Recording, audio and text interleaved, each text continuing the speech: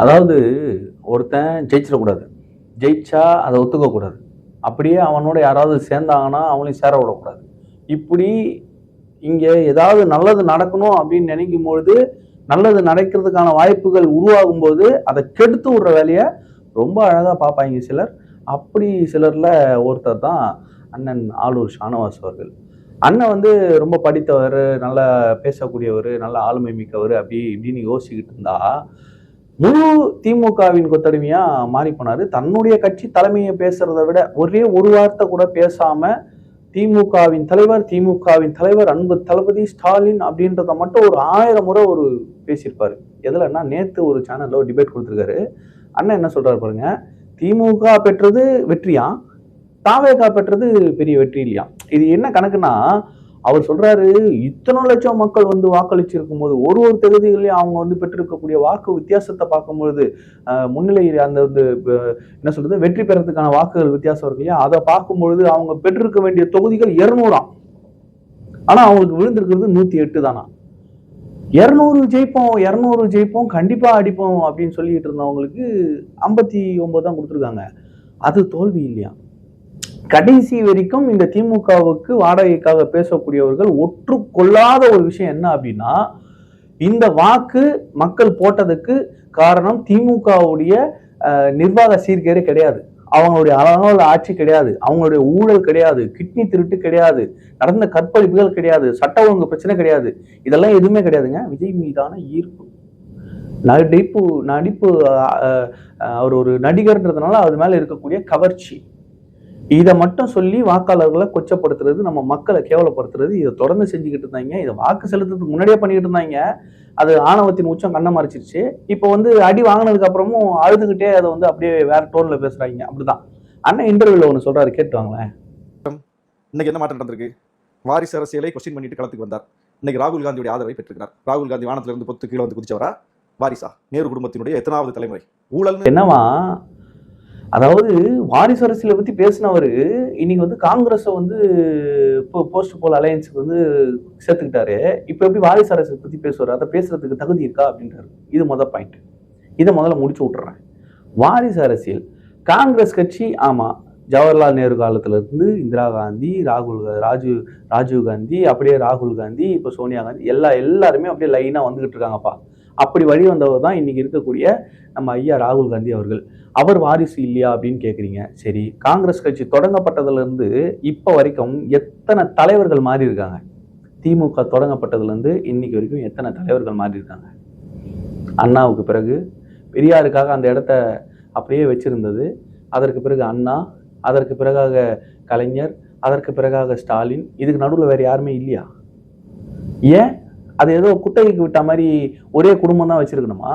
இதுதான் வாரிசு அரசியல். காங்கிரஸ்ல எத்தனை தலைவர்கள் மாறி இருக்காங்க? சொல்லுங்க பாஸ். இது வரைக்கும் எத்தனை தலைமை மாறி இருக்கு? சரி, அதை விட்டுருங்க. முதலமைச்சர் யாரா இருந்திருக்காங்க? காங்கிரஸ் கட்சியில பிரதமர்கள் யாரா இருந்திருக்காங்க? நடுவில் வேற யாருமே பிரதமர் ஆகலையா? மன்மோகன் சிங் ஆகலையா? ராவ் ஆகலையா? வேற யாருமே பிரதமராக ஆகவே இல்லையா? அந்த குடும்பம் மட்டும்தான் வச்சிருக்கா. ஆனா இங்க ஒரு குடும்பம் மட்டுமே வச்சிருக்கே, அது வாரிசு அரசியல, இது வாரிசு அரசியல? இதை நான் ஏற்கனவே டிபேட்ஸ்ல இவங்க வன்னியரசு அவர்கள் முன்னாடியே வச்சிருக்கேன். அதுக்கு பதில் கிடையாது. அதை அப்படியே மழுப்பிட்டு அடுத்த கேள்விக்கு ஓடிடுவாங்க. இப்பவும் இதுக்கு பதில் வராது. எது வாரிசு அரசியல்னு ரொம்ப தெளிவா எக்ஸ்பிளனேஷன் கொடுத்துருக்கேன். அந்த கட்சி தலைமை பதவியிலும் சரி, உச்சபட்ச ஆட்சி தலைமை பதவியிலும் சரி, காங்கிரஸில் அந்த குடும்பத்தை சாராதவர்கள் இருந்திருக்காங்க. திமுகவில் இருந்திருக்காங்களா? ஆஃப்டர் கலைஞர் சொல்லுங்க.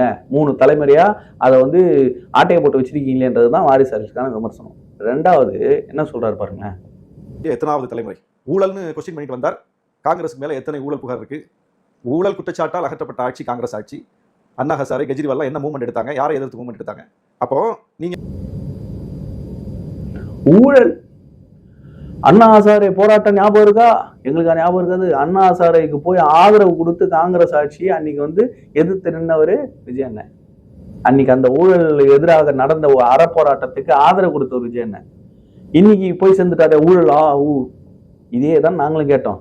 இன்னைக்கு பாசிச சக்தி பாஜகவை எதிர்க்கணும்னு பேசுறீங்களே, இதே சக்தியோட தானே கூட்டணி வச்சீங்க, அன்னைக்கு தெரியலையா அப்படின்றத கேட்கிறமே. இதுக்கு பதில் இருக்கா? ஓகே,